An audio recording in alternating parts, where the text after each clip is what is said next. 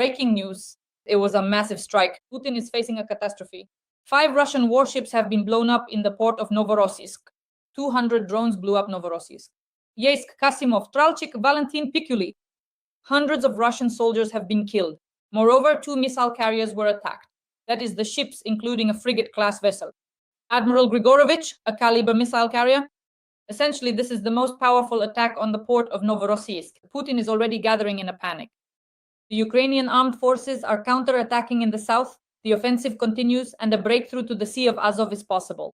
The Ukrainian armed forces have simply stunned them. And what a sight! The Russian LNG tanker Arctic Mitagas from Russia's Shadow Fleet was blown up after a drone strike in the Mediterranean Sea. Russian air defense shot down its own helicopter. We will discuss all this with the well-known military analyst Roman Svetan. Today is March 4th. Roman Grigorievich, welcome. Thank you. I wish everyone good health. So, Roman Lvovich, a powerful attack on Novorossiysk. 2 Kalibr missile carriers were attacked, including a frigate class. Admiral Grigorovich, in total, 5 ships and 200 drones were involved in the attack. What do you think? Was it a powerful operation? Yes, the Russians have a problem with stress in words, at the very least. Somehow we always say it ourselves. Oil extraction, as the oil workers say. They are always correcting us. Oil extraction, so important you wouldn't believe it. It's professional slang, oil extraction. If you say it wrong, you won't get a bonus. And here it's exactly the same situation. If they had pronounced these Admiral Grigoroviches correctly, with the right stress, Grigoroviches in Ukrainian, then, for example, Malyuk wouldn't have touched them. The similarity with Roman Grigorievich, these admirals. But as it is, well, learn to put the stress correctly, comrades Russians. Federation, and as long as you remain a federation, naturally our defense forces will continue to sink the Russian Black Sea fleet. All the more so since they've served it up to us on a silver platter, driving it into the Novorossiysk Bay. There they cut it off, sealed it with booms, painted it, did whatever they could, tried to cover it up. But it didn't work out that way. We thought Malyuk was out having a beer with the girls, but at that very moment he was carrying out a combat mission at sea. And as I understand it, not just in Novorossiysk, they say something caught fire somewhere in the middle of the Mediterranean Sea. And in Novorossiysk, the security service of Ukraine carried out a combat mission. In fact, a couple hundred drones entered. Some were taken out, but now there is definite confirmation. That is, operational control systems have already been decoded and confirmed it. 5 Russian vessels were damaged. The extent of the damage is still being clarified, because to damage or to destroy, or rather, to damage and to destroy are 2 very different things. But nevertheless, as I understand it, they all got a case of bear disease. At the very least, every one of those crews definitely experienced it. The Russians, as you can see now, are scrubbing the decks and everything else, trying to get rid of whatever is left of that Russian federalist smell in Novorossiysk. Moreover, you understand, one of our main objectives is still ahead, namely to establish a common Ukraine-Georgia border. We should have a common border with Sakartvelo, and it should run somewhere in the area of Novorossiysk. That's why there shouldn't be any trace of the Russian spirit there. And the strike capabilities we have, airborne, for example, are performing their combat missions quite well. Our surface, underwater, and semi-submersible means are currently at about the same level as they were back in the day. In that same Novorossiysk, a submarine was damaged, which still, it's just sitting there rotting. Further strikes will definitely continue. The main thing here is the confirmation that comes in over the next few days, either from our general staff, our intelligence, or from concerned individuals who also care deeply about striking Russian military targets. Roman Igorovich, the most important thing, among other things. How serious is this strike for the Black Sea Fleet of the Russian Federation? Because we always say that for some reason, Novorossiysk is like some kind of fortress that's simply impregnable for us. But now it turns out it wasn't so impregnable after all. Well, like almost everything Russian, a lot of swagger, but when you poke at it, it turns out it's all rotten inside. Almost everything. So they don't have anything truly impregnable. The only thing that might be impregnable is something related to bunkers, and even then, only until someone gets to those deep underground bunkers. Putin is trying to bury himself hundreds of meters underground, and by now, at the very least, Chinese suitcases are already being brought in there. Everyone understands that. And basically, only that can be considered somewhat impregnable. Everything else is, of course, accessible, especially with 17 million square kilometers of territory. You'll never be able to seal it off, no matter how hard you try. the means of destruction that we have, especially since most Russian military facilities are located up to the Urals, that is, in the European part of the Russian Federation. And that's 2,000 kilometers. Now, our means of destruction can reach beyond 2,000 kilometers, that is, beyond the Urals as well. In the near future, most likely, they will show themselves in sufficient numbers. But in Russia, right next door, really, how many years has it been? It's only a few hundred kilometers away. And before that, as we discussed, there was about 2 weeks of preparation, a serious, systematic preparation to accomplish this task, breaking into the impregnable fortress, Cinderella, Ilki Palki, or Princess Nesmeyana. If we need to get to the Tsar, we'll get there, and even more so to the little one. Because it was a well-prepared operation. Over the course of several weeks, radars in Crimea were knocked out, missile systems were taken out, and anti-submarine aviation assets were neutralized. Remember, at that time, 22 to 27 Russian units were neutralized, and another 2 B-12S were taken out. Those are anti-submarine units, and recently another one of their Kashas was also taken out. A Russian one as well, also anti-submarine. So there was systematic work being done specifically to prepare for this attack. The most interesting thing is, I don't think this will be the last one. That is, why have the Avaro Russians already done such a good job? To restore the air defense to a certain level, they need about a decade, well, a week and a half to 2 weeks, something like that. Let's see, there may be a repeat attack on Novorossiysk in the near future. I just want everyone to notice that 200 drones were used for just one Novorossiysk. This is really important. And that there is a huge number of dead Russian soldiers and many wounded, that is 200s and 300s. This is a really important operation because I haven't heard for a long time that we attacked almost 200 drones on just one military target. Roman Lagocha, the Russian LNG tanker Arctic Mathagas from Russia's Shadow Fleet, was also blown up after a drone strike in the Mediterranean Sea. What do you have to say? Well, the Russians, at least some Russian, even some official public channels are already confirming that, well, not exactly confirming, but they're stirring things up. They're saying that our Sibibi or Beki, maybe even Magura, set out from Libya and struck the engine room of this gas carrier. From a technical standpoint, of course, this is possible. Specifically from Libya, it's possible to control the launch, to stop it, especially in Africa. Our intelligence service feels right at home there. Every other African there is definitely either with Budanov or with Kamar, and before that with Malyuk. And just try to tell them apart, whether they're with the GER or the SBU. So it's really not a problem to send Beki over from Libya to take out this tanker fleet, including Russian gas carriers. I don't think this is the first or the last, because there have already been several. A few months ago, we already talked about this. Our special operations carried out by our intelligence were conducted in the Mediterranean Sea. Basically, several Russian tankers were taken out there, or at least vessels that were directly involved in the military or economic activities of the Russian Federation. Well, naturally, a gas carrier, especially a gas carrier, first of all, from the so-called Gray Fleet, and secondly, under sanctions. So basically, it shouldn't even be there. And it was done very skillfully. A strike was delivered. The strike was delivered specifically to the engine room. Why the engine room? If seawater gets into the engine room, you can basically write off the entire ship, because once the engine takes in water, it just gets dismantled. And dismantling the engine pretty much means you can forget about using this gas carrier or tanker in that capacity. So it's a very skillful approach. The specialists worked on targeting, of course, on determining the point of impact and delivering the strike itself as such, specifically the engine. You need to let ocean or seawater into the engine room. That's it. You can write it off. That's exactly how our specialists operate. Or not our specialists, but those under our umbrella. I don't rule out the possibility that, for example, the intelligence services of other friendly states were involved. Libya, for instance, why not? For a small fee, a bouquet of flowers or a bottle of vodka, sure, they'll carry out a combat mission and we'll say that we did it ourselves. The main thing is that it was done. This is very important because this Russian fleet provides, well, a significant flow of oil, or rather a serious flow of petrodollars into the Russian treasury. So of course it needs to be sunk, if possible, at least without causing harm to the surrounding waters. So in this sense, it's even better the way it is now. That is, they struck the engine room, something burned there, but at least they stopped it without causing environmental problems. Roman Igorovich, and of course there's the constant stream of information that the Ukrainian armed forces are counterattacking in the south. The offensive continues, and I see a huge amount of information in the media and reports suggesting that a breakthrough to the Sea of Azov is possible and that the Ukrainian armed forces could catch the enemy off guard. What do you think? Well, let's look at it from a military point of view. Let's continue.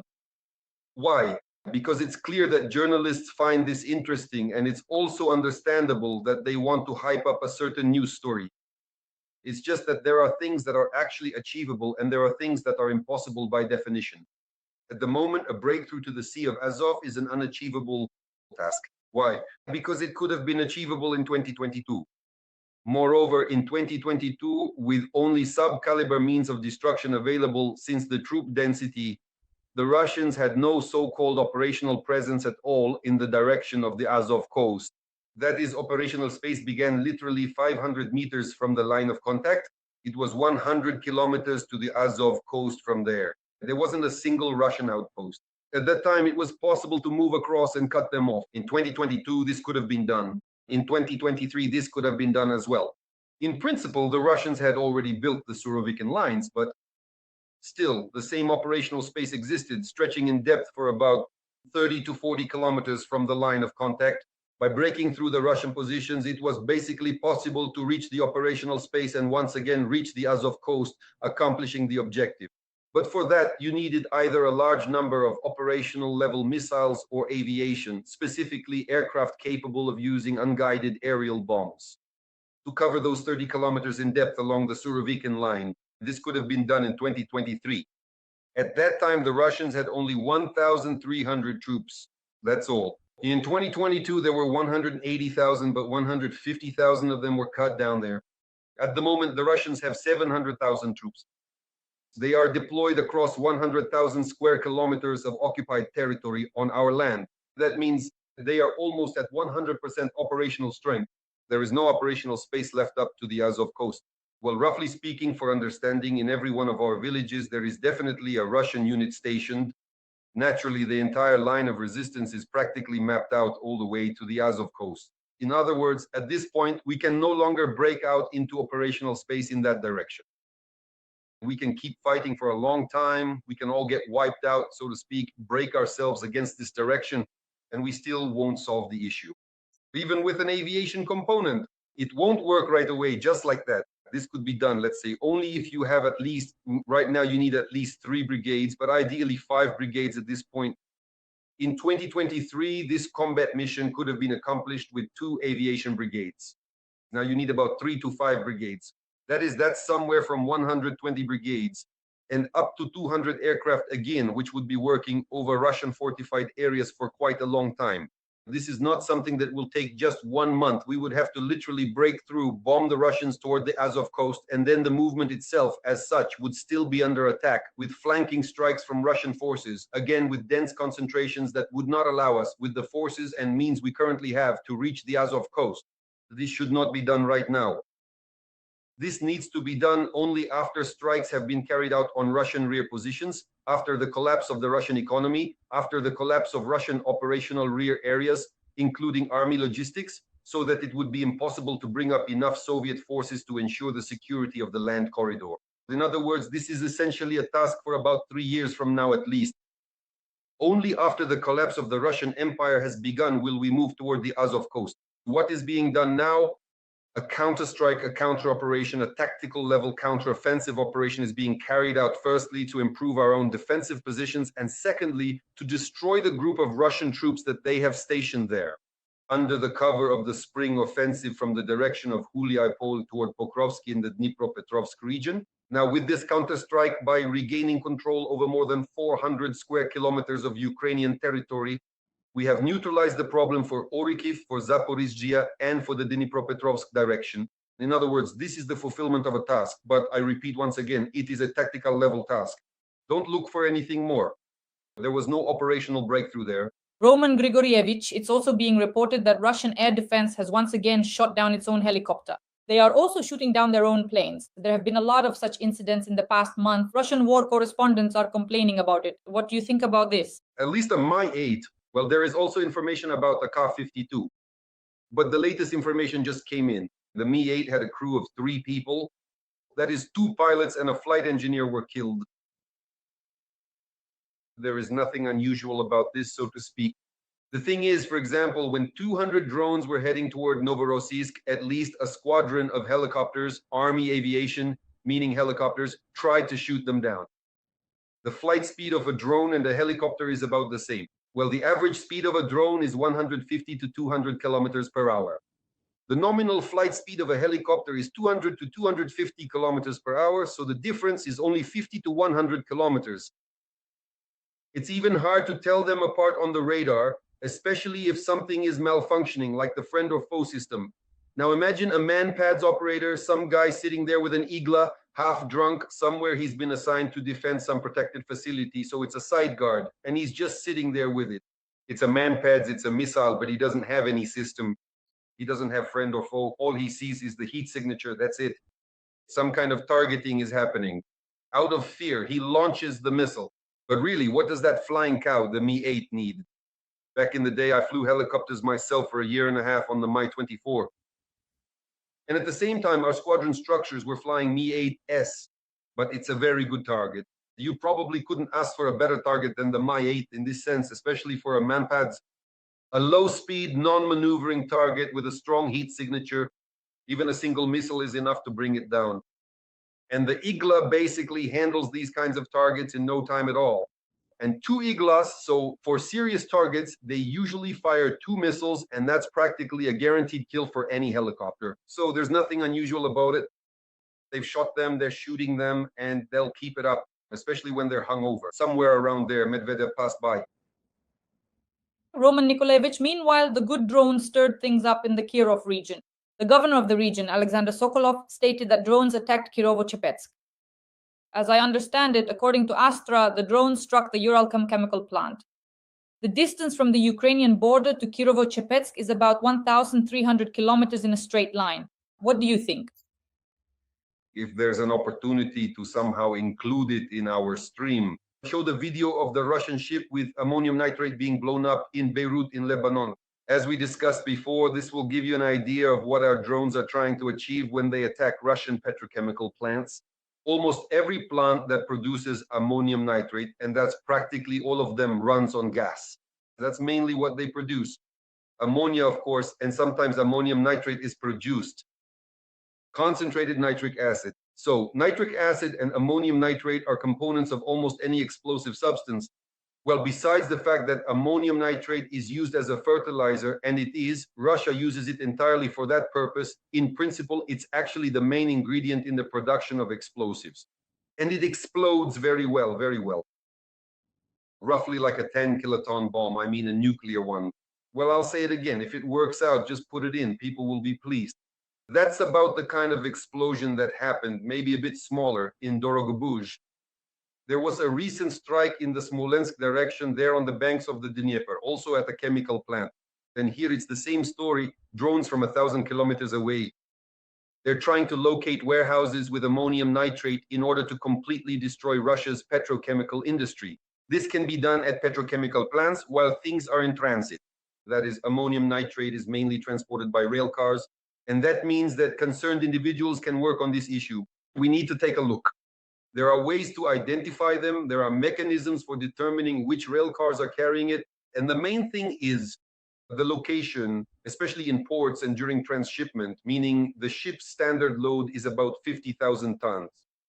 And so if those 50,000 tons lying in the port explode, there will be no port left, and there won't need to be. There will be 200 drones, by the way, spent on that same Novorossiysk, but it simply won't exist after an explosion of that kind and that quantity of ammonium nitrate. That's why, as I already mentioned, the range is over 1,000 kilometers. Oil and chemicals in the European part of Russian territory, I think, will all be wiped out this year, because the number of drones we have has really increased lately. Many thanks to our defense industry and, of course, to our partners who give us the financial means and naturally sometimes allow us to manufacture on their sites. Drones aimed at destroying the Russian economy. Roman Nikolaevich, Israel is striking at Iran's new leader. The son of Ali Khamenei, Mojtaba Khamenei, is already under attack. That is, Iran has just elected a new supreme leader. Mojtaba Khamenei, so now he is the next target, as I understand it, for Israel and the United States of America. What do you think? Well, neither he nor Ohui discussed this with Trump.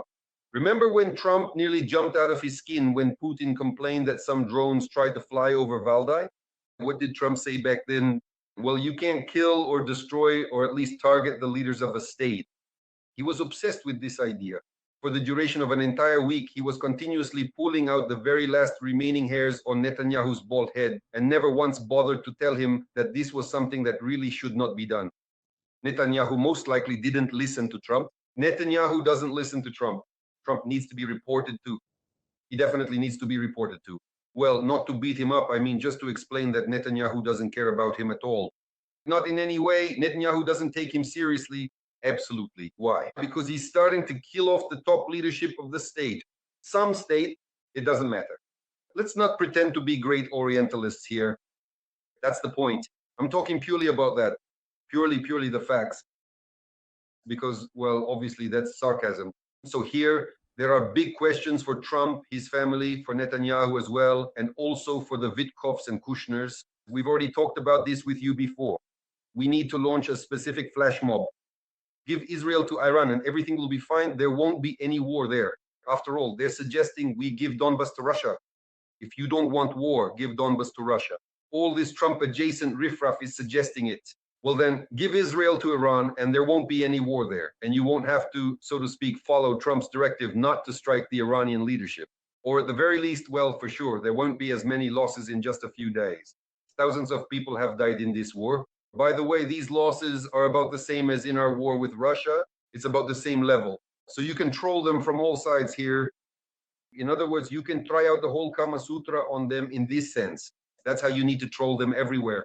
So our listeners who understand us in this sense, especially those who get our sarcasm, let's launch a flash mob like this. Give the Golan Heights back to Israel and everything will be fine. And there won't be any war. So in this kind of mode. And then let them jump around. And then we'll see how they try to suggest or force Ukraine to give up its occupied territory to Russia. Because this mess in the Middle East, we will keep rubbing their noses in it so that they do this in the near future. Well, as for the fact that this is a regime we all understand perfectly well, it's Iran at the moment. At the moment, the most interesting thing is that it's run by a police state regime. Oh, it's the IRGC after all.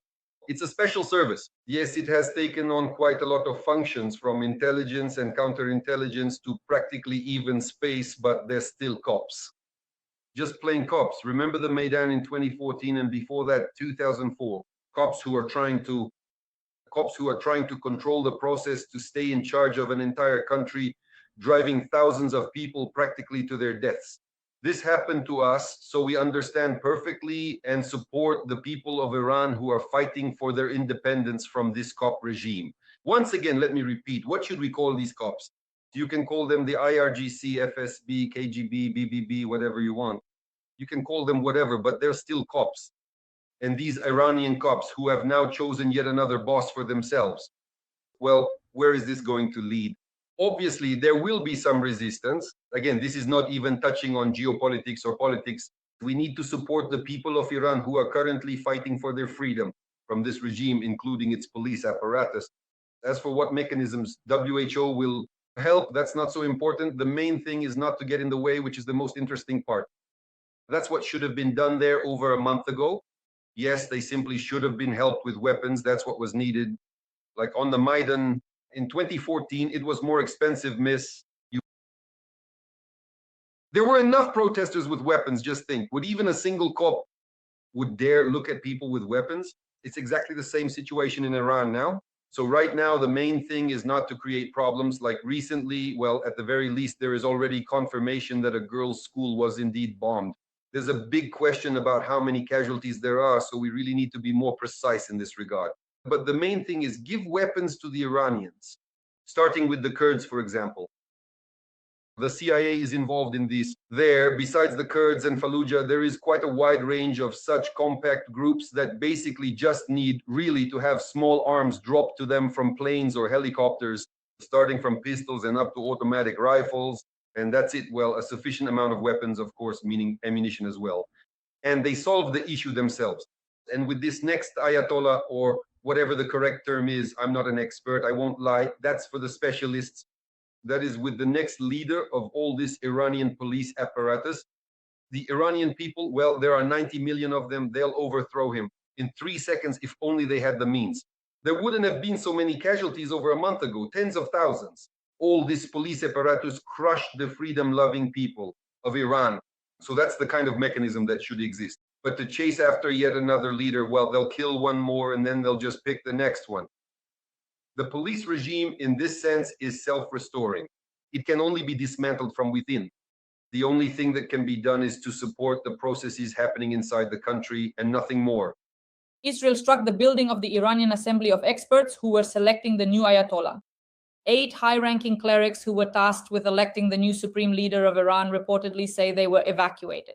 But I repeat once again, since they elected the son, Ali Khamenei and Mojtaba, the time has come to discuss a new intermunicipal route within Kazakhstan.